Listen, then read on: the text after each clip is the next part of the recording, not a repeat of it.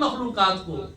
جس شرف سے بے نیاز رکھا ہے اور جس شرف سے حضرت انسان کو شرافت و کرامت عطا فرمائی ہے، اس شرف کا نام ہے تفکر،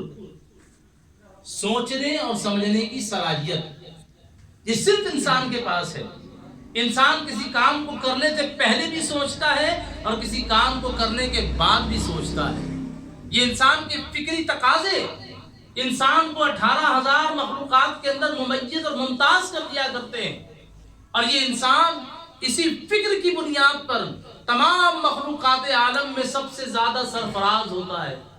اس کی عزت میں، اس کی عظمت میں، اس کی تابندگی کے اندر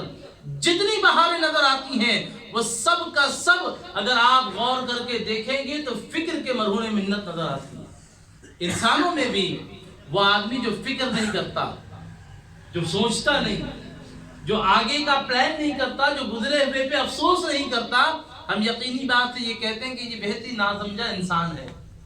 یہ بہت ہی بے فکر انسان ہے، اس کو تو کسی چیز کی فکر ہی نہیں ہے۔ یہ عام جملہ ہم بولتے ہیں۔ اللہ تبارک و تعالی قرآن مجید برہان رشید کے اندر کائنات والوں کو ایک فکر دے رہا ہے۔ افلا ينظرون الى الابل کیف خلقت، اے کائنات کے لوگوں تم اس بات پر کیوں فکر نہیں کرتے کہ اللہ تبارک و تعالی نے اونٹ کو کیسے پیدا کیا ہے؟ اونٹ کی پیدائش اللہ تبارک و تعالی نے کس انداز سے کیا ہے؟ اللہ تبارک و تعالی جل جلالہ عما نوالہ اس اونٹ کا تذکرہ قرآن میں کر رہا ہے، جس کو ہم شاید کبھی کبھی دیکھتے ہیں۔ جو لوگ بادیہ نشین ہیں وہ ہمیشہ دیکھتے ہیں، روزانہ دیکھتے ہیں، لیکن عرب کے قبیلے کے اندر بھی جو لوگ اونٹوں پر سواری کرتے تھے، اونٹوں کو استعمال کرتے تھے، ان لوگوں کے سامنے جب اللہ تبارک و تعالیٰ کے پیارے حبیب جناب احمد مجتبی محمد مصطفیٰ صلی اللہ علیہ وسلم نے بتایا کہ اے لوگو لا الہ الا اللہ کہو،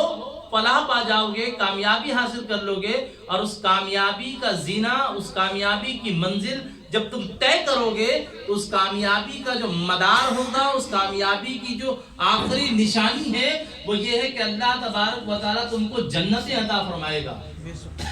اور اس جنت کے اندر اللہ تبارک و تعالیٰ تمہارے لیے ایسی حوریں پیدا فرمائے گا، اور اس جنت کے اندر اللہ تبارک و تعالیٰ جل جلالہ عما نوالہ تمہارے لیے ایسے ماحول کو پیدا کرے گا کہ بڑے بڑے مسند تمہارے لیے اس میں لگا دیے جائیں گے، اور اس مسند پر جو تمہارے خدام ہوں گے، تمہاری خدمت کرنے والے لوگ ہوں گے، ان کو تم دیکھو گے تو آپ انگوٹھی کے اندر نگینہ دیکھتے ہیں، لوگ پہنتے ہیں، کوئی یاقوت پہنتا ہے، کوئی زبرجد پہنتا ہے، کوئی مرجان پہنتا ہے، کوئی کسی طرح کے پتھر پہنتا ہے۔ یہ جو پتھر ہیں دنیا میں لوگ اس کو کیوں پہنتے ہیں؟ انگوٹھی بنا کر اس کو اپنے ہاتھ کی زینت اس لیے بنایا جاتا ہے کہ یہ انسان کے ہاتھ کی خوشنمائی میں اضافہ کر دیتے ہیں۔ اللہ تبارک و تعالیٰ نے یاقوت و مرجان کا ذکر قرآن مجید فرقان حمید کے اندر بھی کیا۔